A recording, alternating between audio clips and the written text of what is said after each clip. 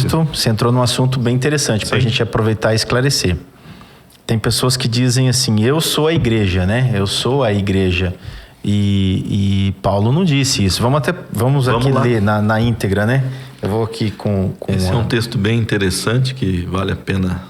Vamos pegar aqui 1 Coríntios, no capítulo 12.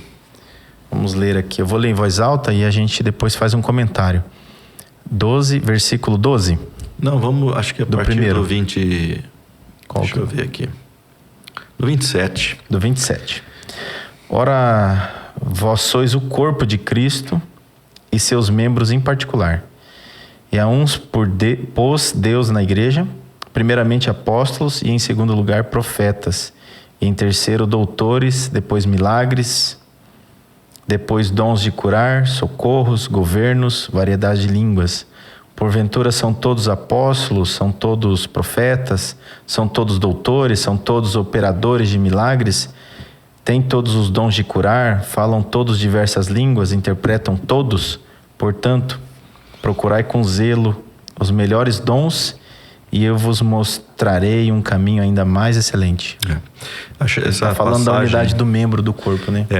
Especialmente o 27, né? Que ele diz assim que...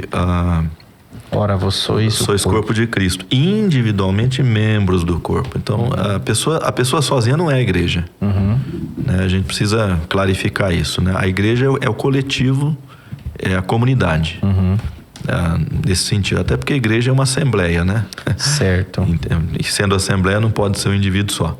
Então, esse indivíduo é parte. E a prova disso é o que o Paulo vai dizer depois, com as variadas funções que Deus coloca na igreja. Então, não há nenhuma função que é autossuficiente em si mesma.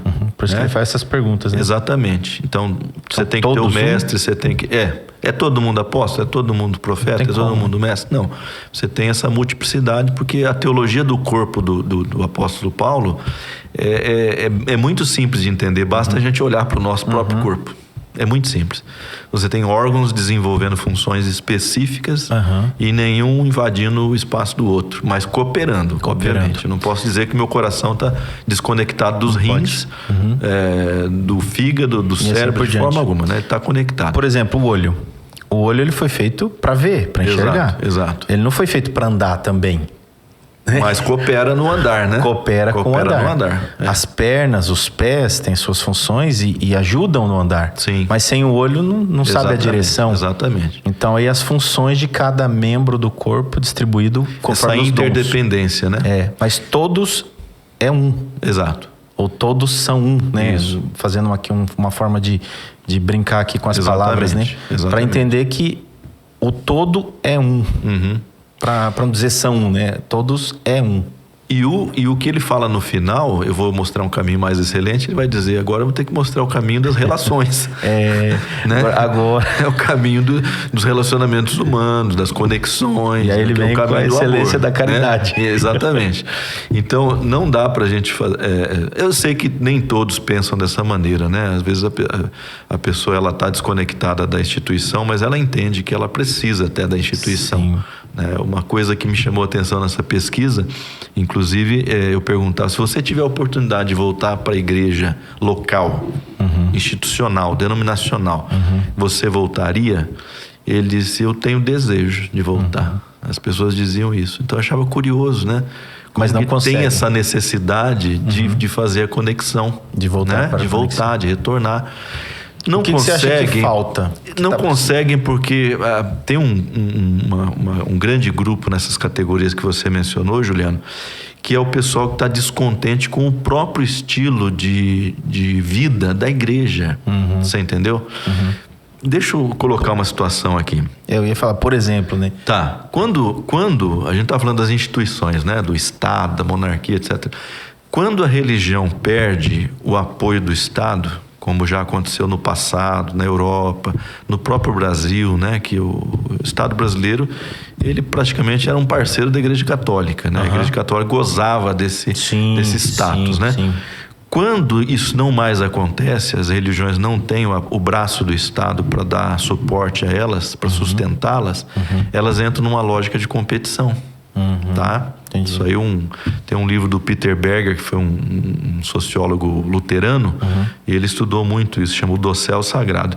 E ele vai dizer, então, quando o Estado não está mais apoiando a igreja e dando subsídio à igreja para que ela própria cresça, ela entra numa lógica de mercado. Ela tem que competir agora pelas pessoas, né? Ou competir pelos fiéis. E eu acho que isso aí desagrada muita gente. Tá dizendo assim, numa outra linguagem, é como se ela entrasse no mundo comercial da... Ou não?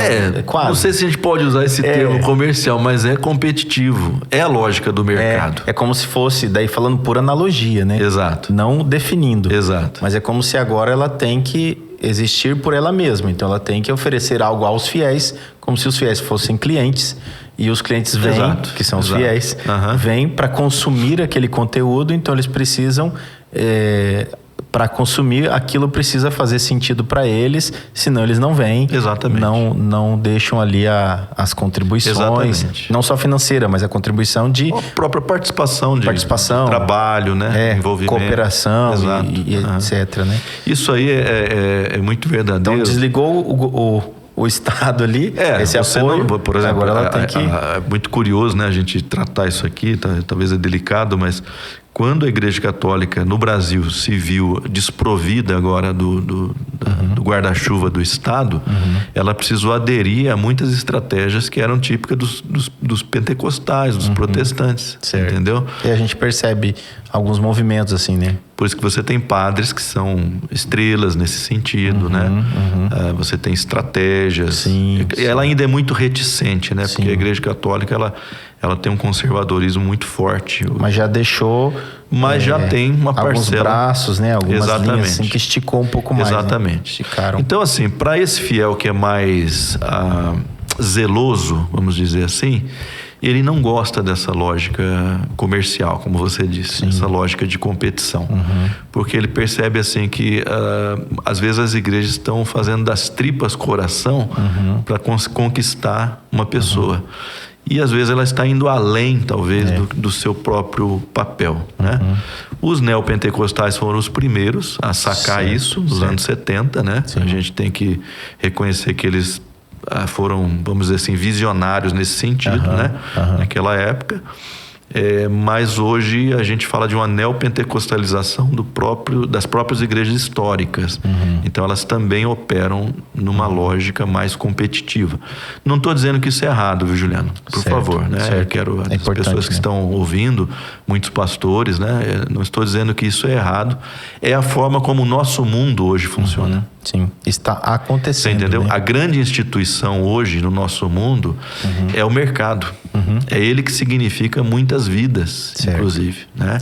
Então a gente funciona nessa lógica, uma lógica comercial, uma lógica de sempre buscar o melhor, de oferecer o melhor.